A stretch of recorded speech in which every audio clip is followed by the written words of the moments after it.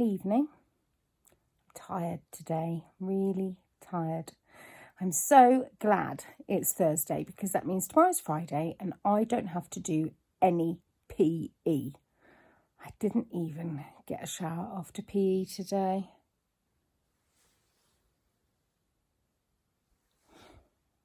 Look at the state of that. That's disgusting. Yeah, I'm really tired. I feel like I've had quite a busy day. Probably because I went outside into the wide world. I had to pick up, click and collect my zero waste shop, which is great. Such a lovely way to shop. Very fortunate to be able to do that. And it was cold out in the paddock today when Franca and I got together. It was cold. For anybody new around here, my friend Franca has a dog, Dido, and she brings Dido up for exercise in the paddock so that she can keep away from strangers. Not the dog, Franca. It's nice for me to have that hour to look forward to every day, to know that I'm going to be with a friend and put my feet up for an hour and just chat about stuff that isn't male orientated. And it was cold today, really, really cold. And sometimes cold can make me tired. Same as heat can make me tired. I don't know why I'm tired. I'm tired today. I'm a bit hormonal, I think. Parts of my body ache in a hormonal sort of way. I've made some sourdough. My starter was really sleepy. I think it's taking after me. So I wanted to make the sourdough yesterday, but my starter was limp. So I fed it again, made it today. I've done some hoovering, some ironing. Still got a bit of ironing to do actually. I've done all the usual cooking and schooling. Here comes the poodlen. Oh, come on then. Google up. Poodle time, poodle time. You're so cute. Are you so cute? I don't want you there. I want you in the nook. In the nook. In the nook. Good girl. I prefer being on your lap. I much prefer being on your lap than being in the nook. I know, Margot, but the thing is, when you're on my lap, you make me too hot. And when you're in the nook, I can cuddle you better. I don't want cuddling, I just want to sit on your lap. I'm a lap dog, you know. A lap dog, and I want to lick you. All right, calm down.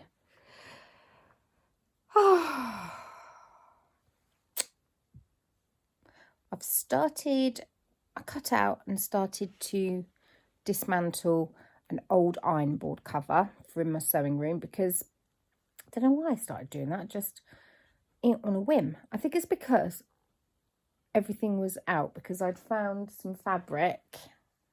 Do you get in the shower first or do you want me to go in first? I'm never alone for long. You can get in, darling. Okay. I'll go in after you. When I was looking for fabric for my skirt panels, I found some fabric. I thought, oh, that would be good to cover that ironing board. And then when the boys were baking the brownies, I just needed a little job to do so I could keep half an ear on them. And I didn't want to start sewing my skirt because that's quite noisy. So I was unpicking the bias binding tape that you put around the piece of fabric to cinch in the cover for the ironing board. So that's why I started doing that. A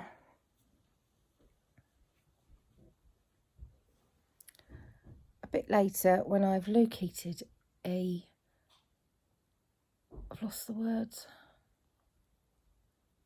tape measure, I will measure my English paper piecing quilt and chat about that, because I've had a couple of people ask what size templates I'm using.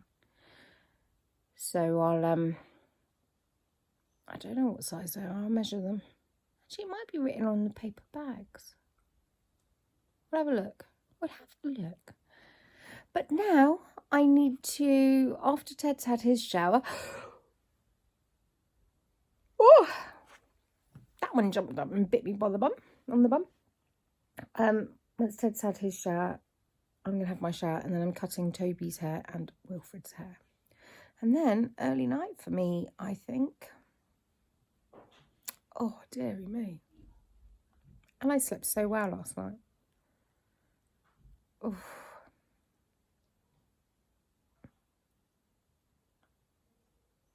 Right, see, in a moment. Oh, this is lovely. I'm in bed. I'm about to watch something on the iPad. So here we go. Here's some information about my blanket. This is a 3-inch hexagon. It says so on the bag. I no longer have the bags that these diamonds came in. I got them all from the same place. I can't remember where. It was either Etsy or eBay. Now these diamonds are... Ooh. How do you measure them? If you go from point to point, it's about... It's more than 1.5 inches. Well, this is tricky holding the phone and doing this. It's 1 3/4 inches from point to point across the narrowest area, and from point to point on the longest it's 3 inches. There. All right. There, so we know what measurements it is.